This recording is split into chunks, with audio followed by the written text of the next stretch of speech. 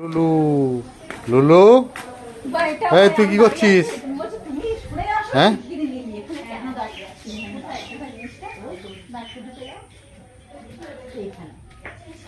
কি করছিস?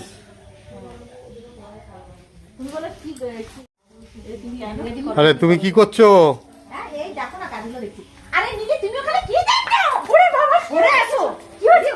দেখো কত বড় বলতা চাক খেয়ে ফেলবে। আমি তো ভয় পেয়ে গেছি, তাই তো দেখিনি। ওই যে বাপরে, সত্যি তো দেখেছো?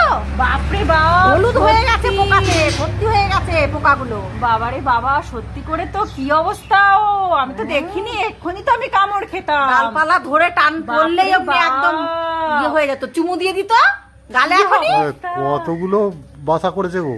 অনেক, ওই একটা আগে ছোট্ট পরিবার ছিল, বড় হয়েছে, বড় থেকে এবার আবার চারিদিকে ছড়িয়ে পড়েছে। আর ওই পাশে একটা দেখো, তিনটে পরস্পর দেখা যাচ্ছে। তিনটেই দেখো পরস্পর দেখা যাচ্ছে। বাপ রে মিলি, খবরদার, তিনটেই দেখা যাচ্ছে, তিনটে। হ্যাঁ দেখো উঠছে, দেখেছো? বাপরে বাপ, আমি ফুল পাড়ি, তাই কত সাবধানে জানো। আমি এইদিকে ফুল পাড়ি, এইদিকে এসে ডাল টাল টানি না, ধারে কাছে যাই না। লেবু নিতে আসি, তাহলে তো এবার খুব সাবধানে আমাদেরকে লেবু ছিঁড়তে হবে। জানি না তো কি অবস্থা, আমি তো এক্ষুনি কামড় খেতাম। খেতে তো খুব সাবধান, লেবু নিতে আসলে এইদিকে লেবু পাড়া দরকার নেই, পেকে পেকে ঝরে ঝরে পড়ে যায়। দেখো গাছপালা, ওই দিকে লেবু, তাই তো সর্বনাশ। লেবুতেও তো প্রচুর হলদে হলদে হয়ে গেছে। হ্যাঁ পেকে গেছে লেবু।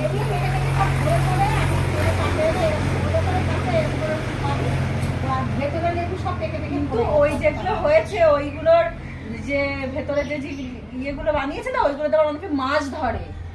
হ্যাঁ মাছ ধরে, সত্যি তাই। তাদেরকে বললে তারা আবার ভেঙে নিয়ে যায়। কিন্তু এখানে যা অবস্থা, ভাঙতে গেলেও তো বিপদ। বাড়ির লোকে, বিশেষ করে বাড়ির লোকে প্রচুর বিপদ, ছড়িয়ে যাবে। যারা পারে না বাসাটা ভেঙে নিয়ে গেল, কিন্তু আমাদের বাড়ির লোকের কি হবে? পোকাগুলো উড়বে তো। রাত্রিবেলা হলেও তো সেই পোকা কি আর চলে যাবে? পোকা এখানেই থাকবে। চিন্তার বিষয়।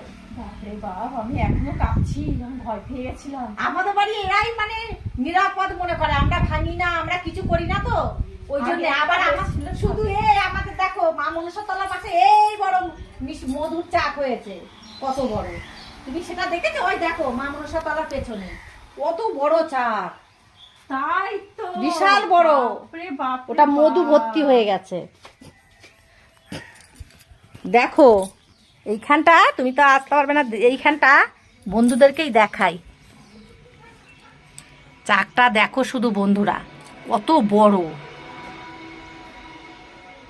এই যে ঠাকুরের চাঁদমালাটা শুদ্ধ ওরা ভেতরে মানে আধখানায় যে ভরে নিয়েছে। কি অবস্থা, এত বড়।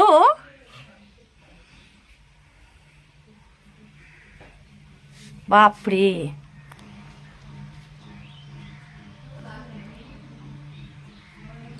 দেখে ভয় লাগবে বন্ধুদেরকে। কেউ কিছু করবে না, আমরা ভাঙি না, কিছু করি না। আকাশে দেখো মেঘগুলো কি সুন্দর উড়ছে। হ্যাঁ দারুণ লাগছে, দারুণ লাগছে। আকাশটা কি সুন্দর লাগছে, উড়ে কত সুন্দর লাগছে। পরিবেশটা খুবই মিষ্টি লাগছে দেখতে, ওয়েদারটা কত সুন্দর। কি এক ধরনের পাখি উপরে ঘুরে বেড়াচ্ছে, গোল গোল গোল গোল করে ঘুরছে। তাহলে মনে হয় ফিঙে পাখি।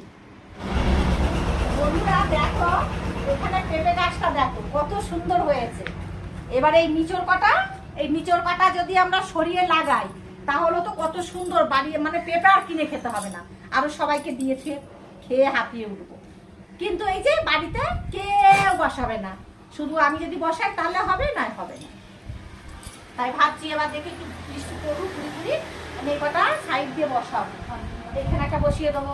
তারপরে দেখো বন্ধুরা, বাড়িতে না, গ্রামের মধ্যে বাড়িতে সব কিছু লাগাতে হয় আর রাখতে হয়। এই যে থানকুনি পাতা দেখো তো বন্ধুরা, দেখো বাড়িতে থানকুনি গাছ থাকলে কত কাজে লাগে। এই থানকুনি পাতা তুমি জ্যান্ত মাছের ঝোল খেতে পারো, তারপরে এমনি শুধু শুধু খালি পেটে যদি তুমি খাও, সময় উপকারী জিনিস। এটা তুমি খেলে তোমার উপকার হবে, অপকার হবে না। ওর জন্য থানকুনি পাত বাড়িতে লাগানো ভালো, এই জন্য আমরা বাড়িতে লাগিয়েছি। কোথায় কখনো অসময় পাবো না, বাড়িতে লাগলাম যখন খুশি আমরা ব্যবহার করতে পারবো, খেতে পারবো। আবার দেখো কুলেখাড়া বন্ধুরা, দেখো এই যে কুলেখাড়া বাজার থেকে নিয়ে এসছি। হ্যাঁ, তোমরাও এরকম লাগাতে পারো। কুলেখাড়াগুলো এরকম কেটে নিয়ে এরকম ছোট ছোট ডাল যদি গোড়া দিয়ে রাখো, শেকড় না থাকলেও সেই যদি বসিয়ে দাও, সেখানে গাছ হয়ে যাবে। এই দেখো আবার আমাদের কুলেখাড়া কিনে এনেছে, আমরা খেয়ে তলার শক্ত কাঠিগুলো যে বসিয়ে দিয়েছি, এখানে আবার হয়ে যাবে। এগুলো ওরকম বসিয়েছিলাম, দেখো গাছ হয়ে গেছে। বন্ধুরা শুধু একটু সময় বার করে ওইটুকু করলে বেশি সময় লাগে না, একটুখানি গর্ত করলাম, বসিয়ে দিলাম, ব্যাস বাড়িতে গাছ হয়ে গেল। যখন খুশি 2-4টে তুলে নিয়ে তুমি ঝোল খাও, বাচ্চাদের একটু মাছের ঝোল করে ঝোলের মধ্যে দিয়ে দিলে খেলো, উপকার।